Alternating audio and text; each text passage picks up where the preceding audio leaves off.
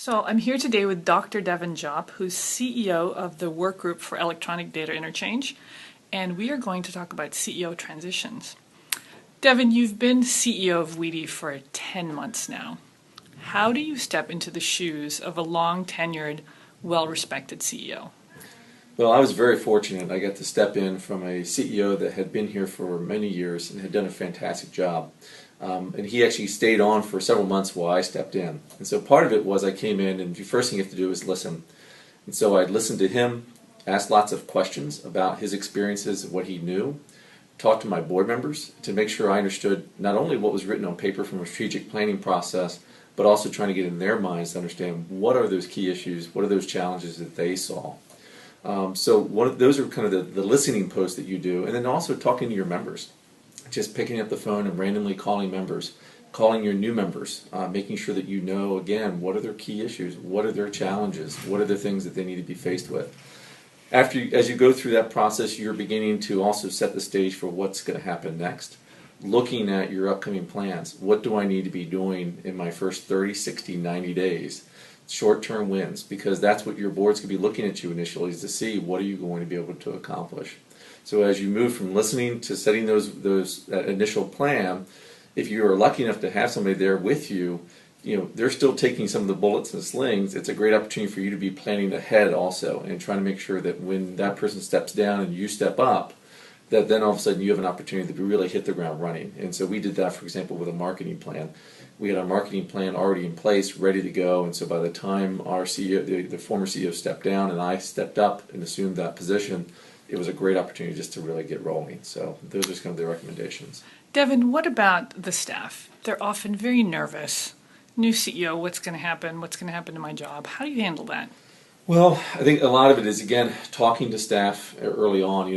In my process, I actually talk to them during the interview process. I think a lot of it is including them in the planning to let them know what you're going to be doing, asking for their feedback and their input. That's probably the biggest, and then also meeting with them regularly. I think that was one of the biggest things I did early on.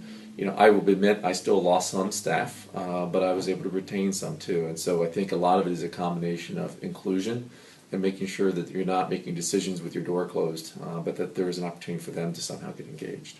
So if you're a CEO who's been brought in to foster big change, what are some tips?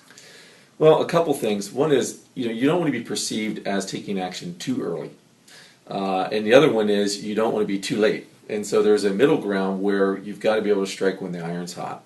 As being new, it's expected that you're going to be making changes. And so you need to make sure that you time that right. Part of it is also not only just timing, but also working with your board to acclimate them to what they can expect.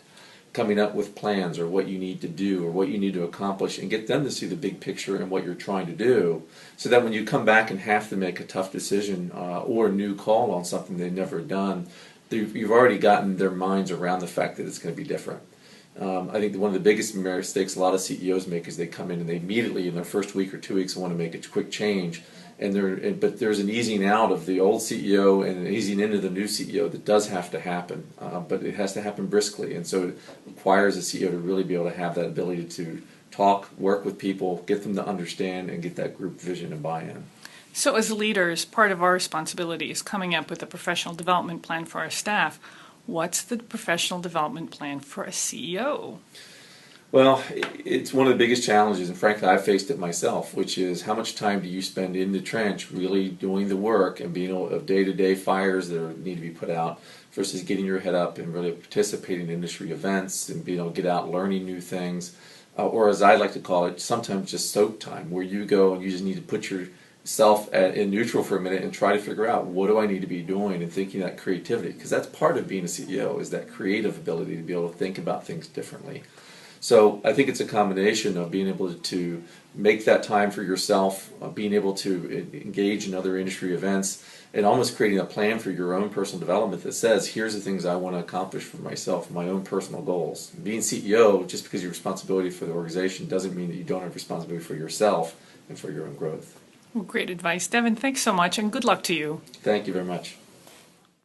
Thanks for watching the Matrix Minute. Don't forget to connect with us on our blog and social media. For more information, go to matrixgroup.net.